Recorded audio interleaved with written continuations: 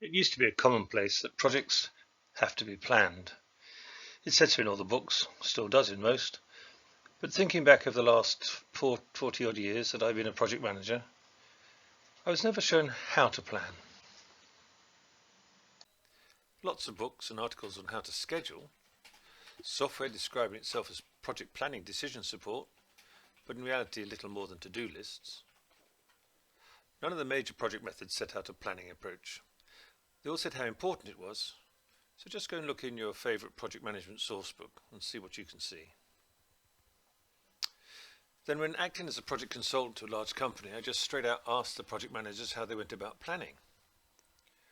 Not one of the 50 or so seasoned project managers could articulate what they did. I'm convinced that some did plan, and know for certain many did not. Recently the issue has become murkier, with some modernists, the agilists, claiming that planning is unnecessary for well-run projects. I think many of these are the same individuals who don't know how to plan, so they don't. So let's start this session with a short review about the different types of planning encountered in business and other types of enterprises. Planning is an essential aspect of governance, whether of a business enterprise, a government department, or a project. It's how we go about ensuring that the right people are taking decisions about the right things with appropriate information. What it does not, of course, do is make sure the right decisions are made. With plans, at least it is possible to track deviations, noting what factors triggered changes of tack or approach. And to note, plans are not there to force a particular set of actions, to force compliance, but to indicate when reality and the model you have made of it varies. The three different scenarios where enterprises need to plan. The first is in determining strategy. Just hesitate the session for a moment and consider what strategic planning is done for, what it gives the management team, and how often it is done. Okay, did you identify its purpose as essentially to set direction, to set goals and intents? An enterprise needs to do this intermittently, perhaps once a year or even less frequently than that. What about operational management? Why does it need to plan? How different is that from strategic planning? Perhaps stop the session again and think it through. Yes, operational management planning is about efficient deployment of resources, whether material or people. And it's a continuous and continuing exercise, constantly updating itself to take account of new information as it becomes available. Finally, there is project planning. What is the basic purpose of planning in projects, and when and why is it done? This might be hard to decide, but worth having a go. So stop and think before continuing.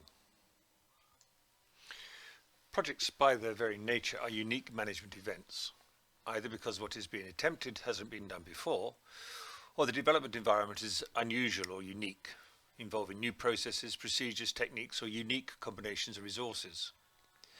There is therefore no directly analogous experience to fall back on, which is the safety net of operational staff, who do the same steps repetitively, nor proven guidelines or models as to how best to proceed.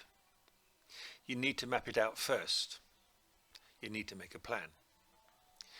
And you need to plan not continuously but iteratively to take into account variations in performance and in response to changes in scope and needs set out by the stakeholders.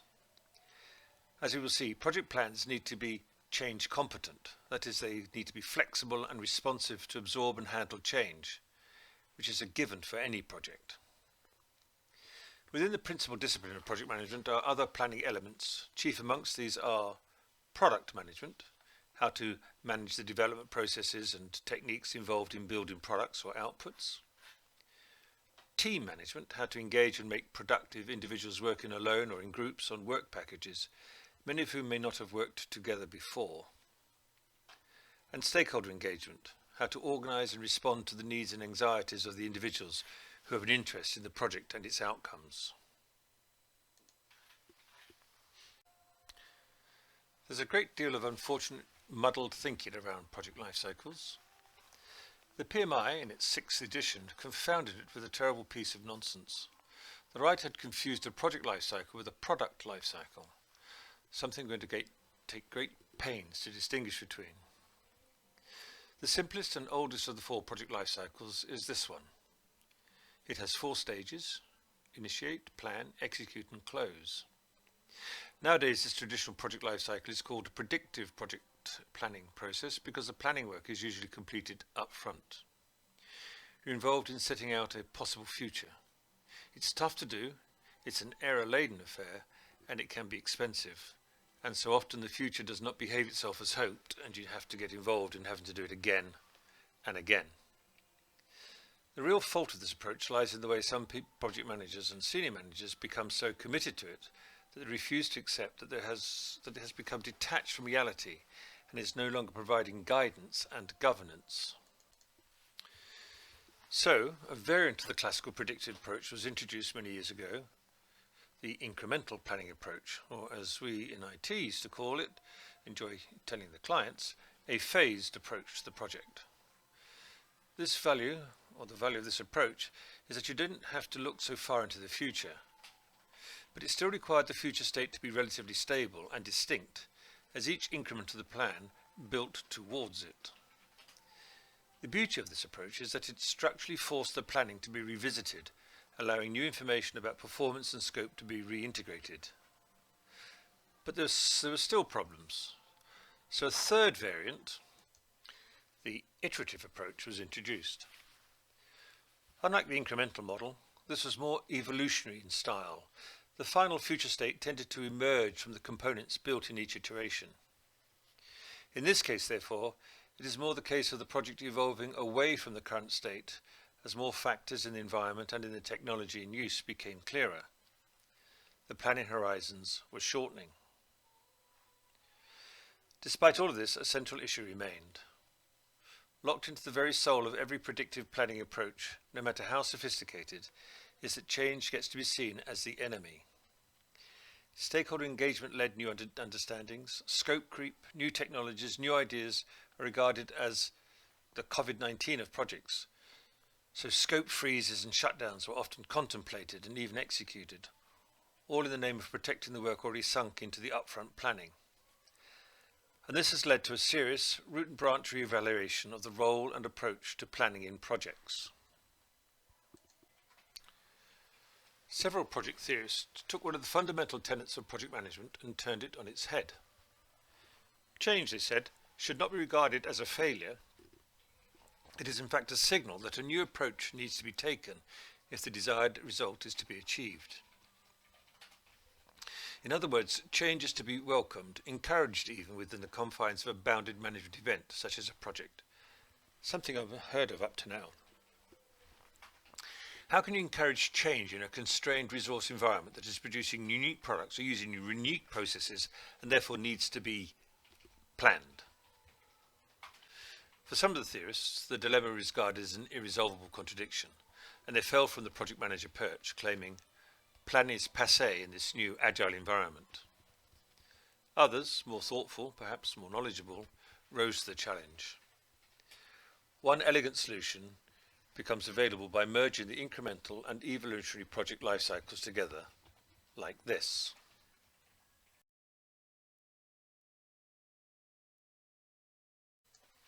There is sustained incremental delivery, and all that entails in terms of value returned and experience gained with the opportunity to build and better the outcomes, thus leading for the first time to an adaptive project life cycle. So how does it work? Well, the important consideration is what goes on in the project life cycle frameworks, and that, of course, is the various product life cycles that are involved. I'm only going to consider 3 product life cycles, or PDLCs, though there are many more. Just consider, for example, the PDLC of developing a document for publication.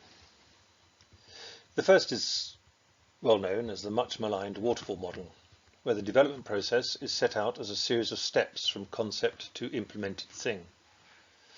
Though originally articulated as a software development, product development lifecycle, it has much in common with other built components, whether in engineering or in craft-based development. The basic idea is that development is conducted in a series of orderly steps, starting with analysing the problem or need, and then stepping through a process of elaborated detail with a short closed-linked iteration between steps. The real problem with the waterfall model arise when the iterations stretch back further than the immediately previous step, and the issues in those circumstances can be project ending. The second is a model adopted by many of the Agilists, a group of software application specialists who led the development of apps, phone-based software and similar, that is based on a tightly iterating cycle fed from a stack of requirements and ending in functional deliveries. Agile with a capital A is a set of techniques and attitudes to build certain types of software products. These are so obviously product development processes, but it looks like history is likely to repeat itself. The introduction of agile product development structures into project management disciplines has had the same impact that their software development predecessors had when they muddled up SSADM structures with project management. The legacy of that mistake can still be seen today in the fossilized project life cycles found in many major organizations, perhaps even yours, with stages such as analysis, design, and test featuring as project stages. That particular digression cost project management more than 20 years of stagnation. And yet, and still, if you have the patience to open the PMI book and look at the early pages of planning, there it is again. I can only assume that the adults were all absent from the room the day that was included. The third PDLC I've chosen to show is derived from Barry Beam, who back in the 1980s described a spiral model of development for novel products, software and engineering based. It involves interesting concepts such as parallel development and fast failure as deliberately planned approaches to create unique and innovative products.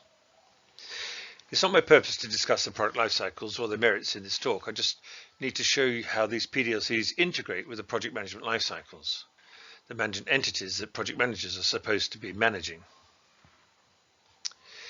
Here you can see how the project life cycle, the green boxes, encompasses the spiral model.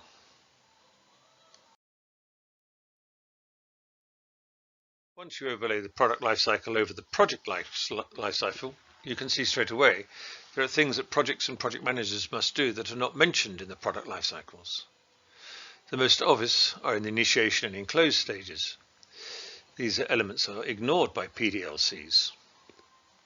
Sometimes I wonder if that's why stakeholder engagement, communication planning has been so rarely discussed in the literature in the box and elsewhere.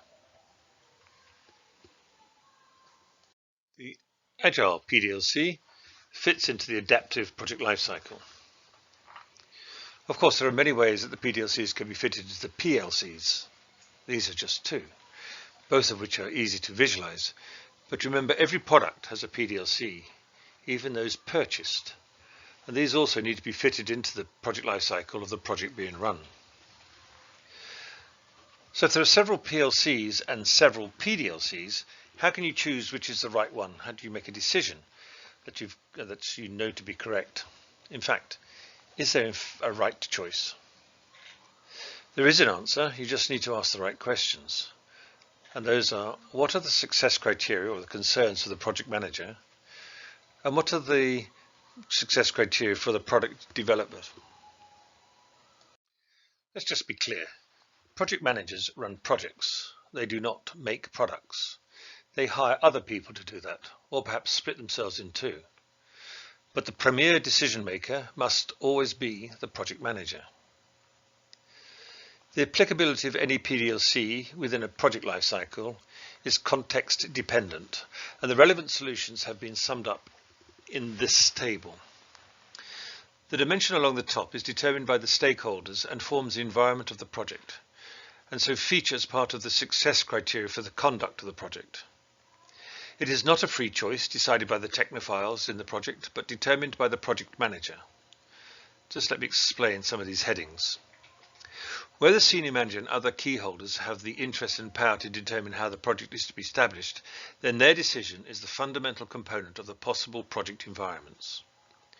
Complete determination of time, cost and quality parameters, while often practically not possible, nevertheless must be tolerated when the stakeholders demand it. Any loosening of those constraints leads to greater opportunities to explore alternate PLCs, project life cycles, and PDLCs, the product development life cycles. It's inexcusable for organizations or departments to make blanket determinations when there exists diversity in the project portfolio. Of course, in some organizations, 80, maybe 90% of their projects are enhancement, relatively trivial improvements to relatively stable products. In such circumstances, laziness has a place, and they will fall at the first black swan. It's important to evaluate what this table tells you. Basically, there's no one way, but there is a best way depending upon the context. And also, just to be clear, there are some contexts that are just too toxic for all types of projects. So we need to plan. But what is a plan? And what's in it? A plan is a model of a possible future state. By the very fact it is modelling the future, it is describing an uncertain state, one that is subject to change, possibly drastic change. Therefore, when developing a plan, when structuring the planning document, it must be pre-adapted to change. It must be able to reflect the increasing and possibly changing information that is acquired and to incorporate those changes as they become necessary. To accommodate this, a planning document should be considered as being made up of 4 parts. Part A. This is relatively static and predates actual planning. The information should be inherited from other governance documents, such as the Project Initiation Document, PID, or the business case. Any changes made here definitely require authorization and is outside the remit of the project manager to change without that authorization. Part B. This constitutes what most people think of when they consider a project plan. We strongly encourage use of tables and linked lists in this part, as this is subject to change and involves connecting the vision or the desired outcomes to outputs and to physical activities. Here is where the skill of the analysts and the manager lies in converting vision to reality, or making it real. Part C. This is made up of the 9 logs that every project should have. These should be in constant flux following the life cycle of birth, maturation and death or closure of the items logged. Each of these 9, stakeholder, assumption, constraints, changes, risks, issues, dependencies, decisions and actions, directly influence the decisions made, the actions taken, and are the very substance of the tactical management carried out by the project manager. Part D. Finally, and most volatile of all, is a schedule. If this is not changing at least weekly, you probably aren't doing it right. Now, there are some small projects, enhancements and short pieces of work or work packages that may get along with missing parts C and D, having logs in a schedule. But it's disturbing not to find any evidence of a part A or a part B, whatever the project. Is it just somebody's pet, do you think? Okay. So we now know what the plan is for and what's in it. So how do you go about making one? Well, there are 5 factors to be kept in mind before initiating any planning process, and these are listed here. Constraints. These are things such as cost or the budget, time or deadline. Are there specific solution architectures that must be used? Are there specific resources that must be deployed? Is safety a concern? Each of these is a condition or a limit to the options that are set, and they're set outside the boundaries of the project and sometimes by people or organizational structures that are known to the project and in fact are unaware of the project. Critical success factors, or CSFs, are always set by players aware of the project and are of 2 types: generic CSFs and project CSFs. Unlike constraints, the individual decision makers are known to the project and therefore it is possible to negotiate with them, although to do so is often difficult and maybe impossible. Together, the constraints and the CSFs constitute the project context and the fundamental determinants of project success, while what the value of the project is and to whom tells you who cares and how much they care about how well the project gets executed. Make sure you've understood what these factors are and think through why they are influential when planning.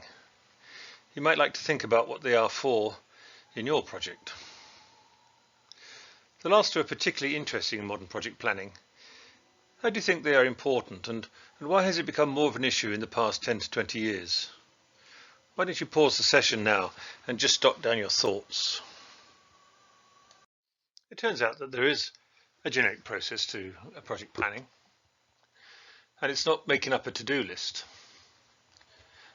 As we will discuss during the rest of the session, the sequence may vary under specific situations, but the commonest sequence is the one shown here. It's sort of an alphabetic stutter.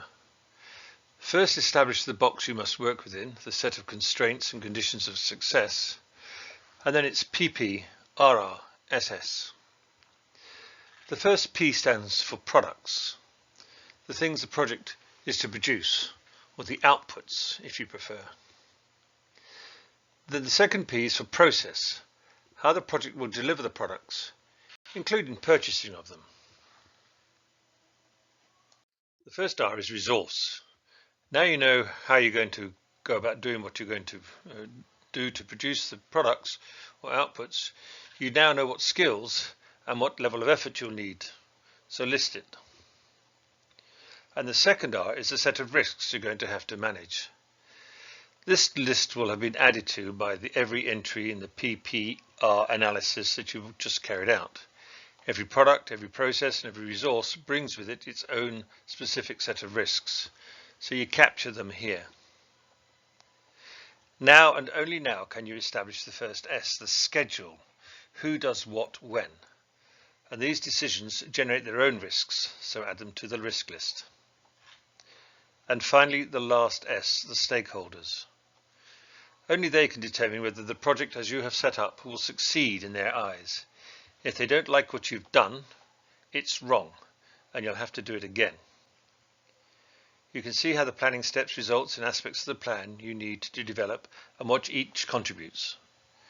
They also tell you when to bring in the various techniques associated with planning that you already know about and use. So you can see on the right hand side we've got estimate size, then establish the acceptance criteria. Now you can estimate the effort. Now you establish what your risk exposure is, do your risk analysis, look to find out how long it's going to take, and then make sure that what you've done meets with the success criteria for the whole project. The impact of the project constraints and project success factors cannot be overemphasized. It is they that in the end determines the sequence of steps through which you go when planning. It's always the same C, P, P, R, R, S steps, it's just that the sequencing is different. And it turns out there are 7 different planning sequences. Which one to choose depends on which of the constraints or success factors is highest on the hierarchy of constraints. Each uses a variant of the C, P, P, R, R, S, S stepwise model, and we look briefly at each of them. A more considered analysis, together with associated case studies, can be found in our book, which we list at the end of this lecture. When time is the critical factor, when the end date is the most important, the overriding term of success, being late is not an option, the planning steps are these. Note the extremely tight iteration between constraint, schedule and products. Once this has been settled, the rest flows. And interestingly, the stakeholders, though remaining the final arbiter, have already had their most important say by establishing the primacy of the end date.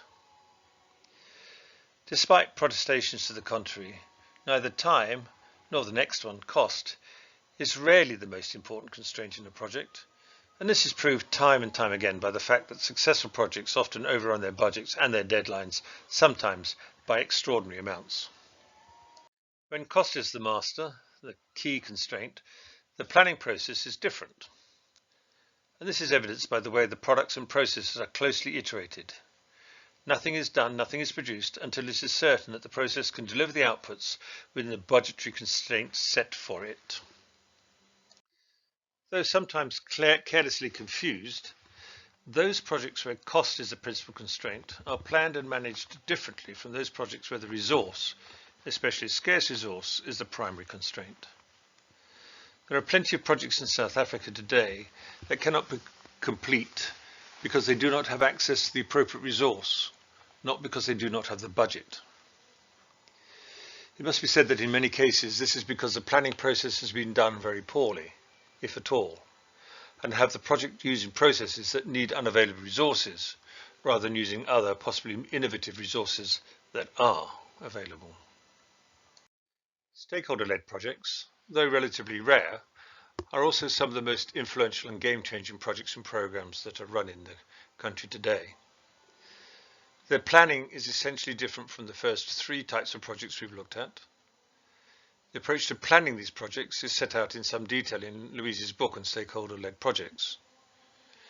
In these projects, failure to attend to what the stakeholder will bear means an ignominious end to the project, irrespective of its technical value, worth, or how well the project manager and project resources did their job.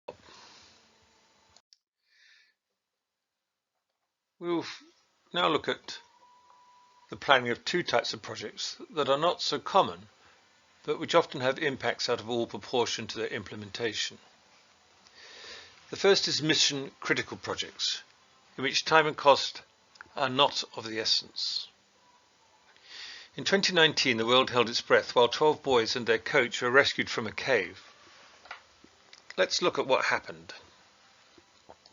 While the film clip is running, I would like you to take notes about what factors you saw that you thought were important and what factors featured in the planning of the project.